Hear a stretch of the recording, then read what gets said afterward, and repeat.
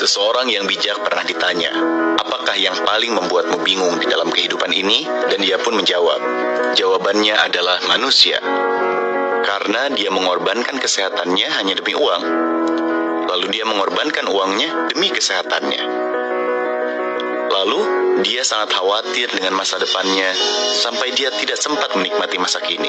Akhirnya dia tidak hidup di masa depan ataupun di masa sekarang. Dia hidup seakan-akan tidak akan pernah mati. Lalu dia mati tanpa benar-benar menikmati apa itu hidup sesungguhnya.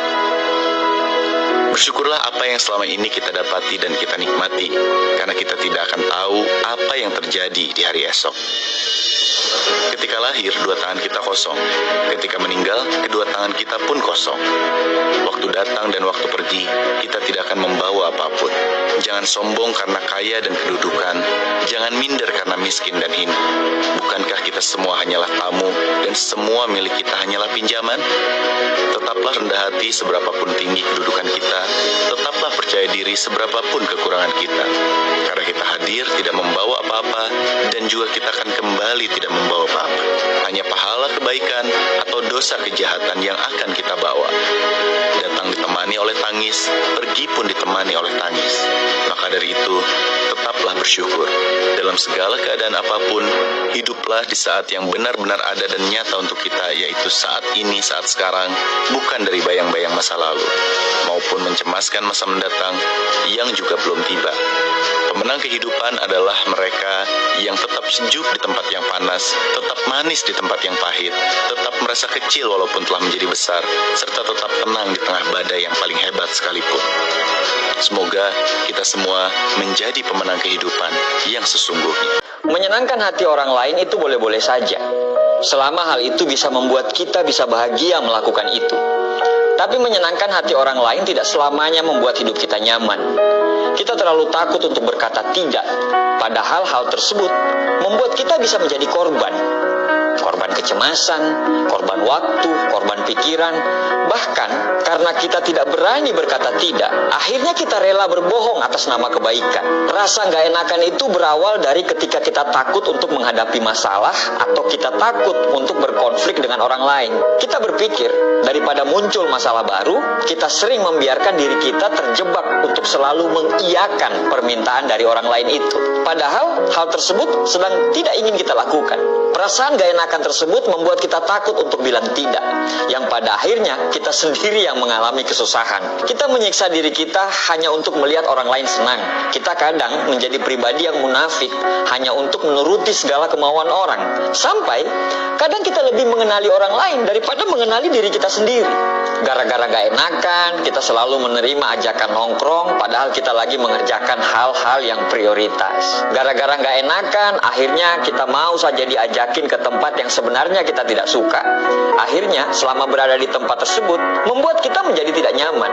Gara-gara gak enakan, seringkali kita harus membeli sesuatu yang sebenarnya kita tidak perlu.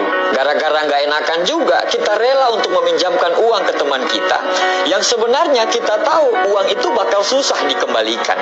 Jangan takut untuk bilang tidak terhadap apa yang tidak ingin kita lakukan. Bilang tidak saat kita sedang fokus mengerjakan kegiatan kita bukan sesuatu kesalahan. Sebab kita juga memiliki kehidupan sendiri yang harus kita urus, dan tidak perlu melontarkan permintaan maaf berkali-kali. Berhentilah untuk menyenangkan semua hati orang lain. Ingat, kita juga punya prioritas yang harus kita lakukan. Jika kita masih berupaya untuk menyenangkan hati semua orang, lama-lama kita merasa lelah sendiri, karena kita tidak selamanya bisa memenuhi ekspektasi mereka. Selain itu, perasaan atau suasana hati seseorang itu merupakan tanggung jawab kita masing-masing. Jangan ragu untuk menjelaskan alasan kenapa kita menolak permintaan mereka. Beri penjelasan kalau kita sedang ada prioritas yang harus kita kerjakan, sibuk bekerja, atau alasan lain. Atau kalau memang permintaan tersebut tidak sesuai dengan keahlian kita, katakan secara jujur, biar dia juga mengerti dengan keadaanmu. Jangan ragu untuk bersikap tegas. Temanmu yang meminta bantuan sekali dua kali nggak masalah untuk disanggupi. Tapi kalau sudah ia memintanya berkali-kali, sekali bahkan sampai melewati batas, ya kamu juga pun berhak untuk menolaknya. Karena kita juga punya keterbatasan. Jangan ragu untuk berkata tidak dan bersikap tegas, sebab kita juga memiliki prioritas yang harus kita kerjakan. Jangan biarkan rasa tidak enak tersebut membuat kita menjadi kesusahan sendiri. Beri dia pengertian, jelaskan kenapa kita harus menolak permintaan mereka dengan alasan yang sangat kuat, agar mereka tidak merasa kecewa dan tersinggung dengan apa yang kita putuskan. Mulai deh untuk bertanya kepada diri sendiri, kenapa kita selalu nggak enakan selama ini? Apakah kita takut melukai perasaan orang lain? Kalau memang seperti itu, kita harus belajar untuk lebih percaya kepada orang lain. Mereka lebih tahan mental kok daripada apa yang kita kira. Kalau kita punya alasan yang kuat untuk bilang tidak, mereka tidak berhak untuk menganggap kita pelit untuk memberikan bantuan, kan? Kalau mereka menganggap kita teman, harusnya mereka bukan cuma menghargai kita saat kita mengiyakan kemauan mereka, tapi mereka juga harus menghargai kita saat kita tidak mengiyakan kemauan mereka. Memang, sifat gak enakan itu tidak selalu buruk. Mempertahankan sisi baik dari gak enakan itu harus. Tapi kita juga harus membuang dari sisi buruknya dari gak enakan itu. Jangan ragu untuk menjadikan dirimu sebagai prioritas, karena kamu adalah penentu kebahagiaanmu sendiri. Terima kasih.